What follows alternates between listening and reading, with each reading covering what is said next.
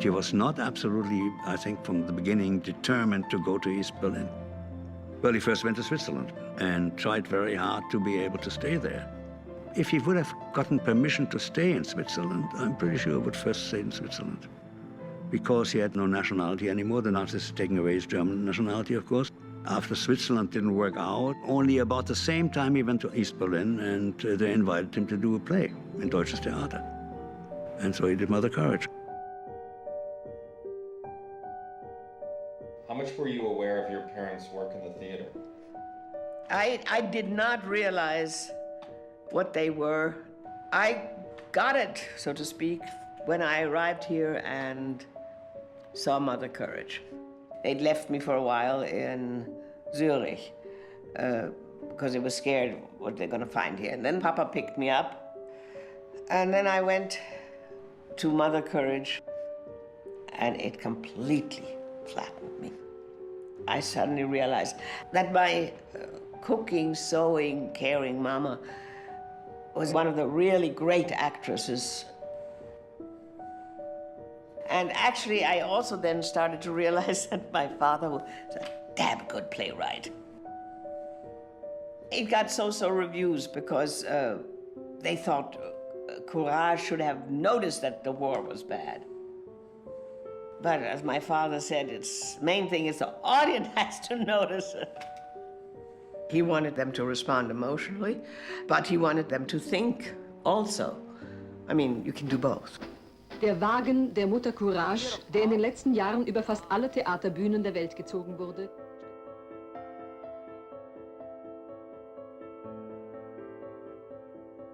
Is that going to be any use to you? The pictures you made of the Mother Courage cart? Mm-hmm. Yeah? Good. When you look at that prop, what do you see? The enormous attention to detail. That's what this family has.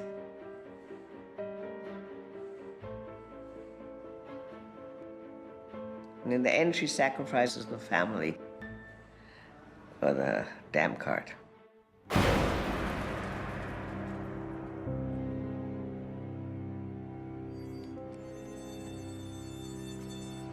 The Great War of Religion has been going on for 16 years.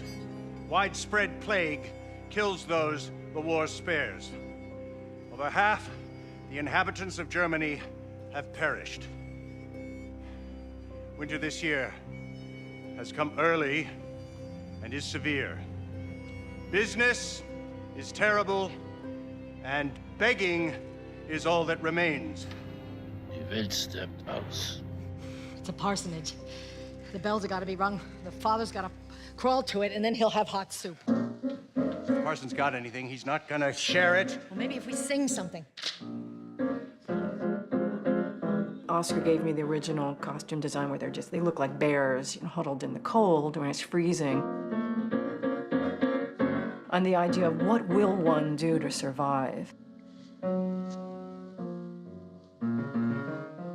I think what Brecht wanted is, he was always looking for ways to have the action and commentary on the action. Wij brengen ten voordracht het lied van Salomon, Julius Caesar en andere grote geesten, denen es niets genutzt had. I think it's funny that one of the ways that he shows that you could think about the action is by having a song about it. No doubt you've heard of Solomon, the wisest man on earth. He saw with perfect clarity. He would spit on the cursed hour of his birth and say that all was vanity. How deep and wise was Solomon.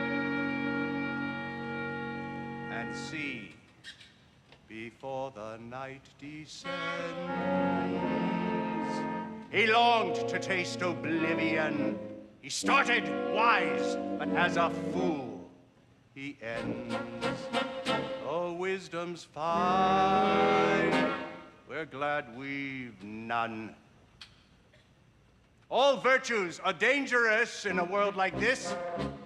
As our beautiful song shows, you're better off having an easy life and breakfast, in our opinion, hot soup, I, for instance, I've got none. And I'd like some. I'm a soldier, but what use was it to me? My bravery in all those battles. None! Starvation! If I'd stayed home shitting myself, I'd be better off.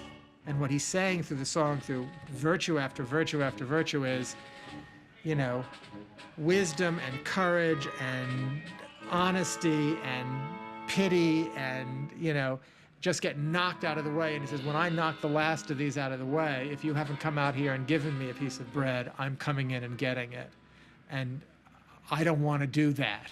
Soup's a rare commodity, and if we were thieves and murderers, we might eat. So if you've no food for us, better hope our patience holds out, because we know it's not virtue that pays in this world, but wickedness. That's how the world is. And it shouldn't be that way. Ba, ba, ba, ba, ba, ba, ba.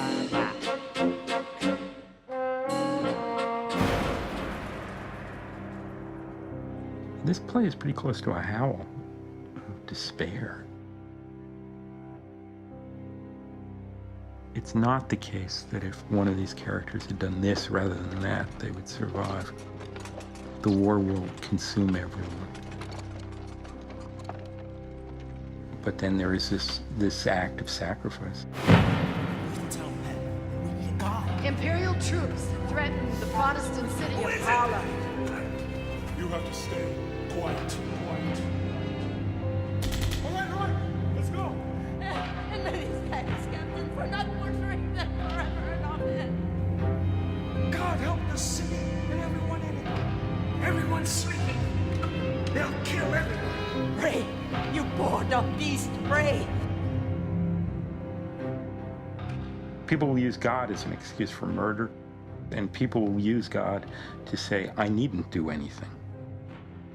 It's not like Katrina's enlisted into the army of the proletariat. There's just a spontaneous movement of her heart. She can't bear it that children will be killed if the city is taken. And so she beats the drum to warn the city.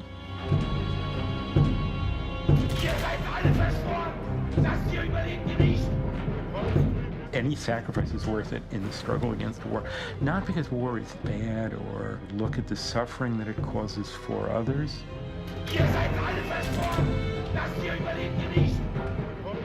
That's not what this play is about. Any sacrifice is worth it in the struggle against the war, because otherwise we're all going to die. And there's no individual way out of it. And that's it. Fire!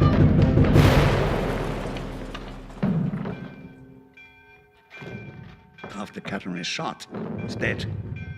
And then you hear the cannon from the city, and the other soldier says, well, she did it. And Brecht then had one actor throw down his sword, sit on the ground, and throw a tantrum like a baby. Like that. Which always triggered an enormous laugh in the house. It's an enormously emotional moment, really.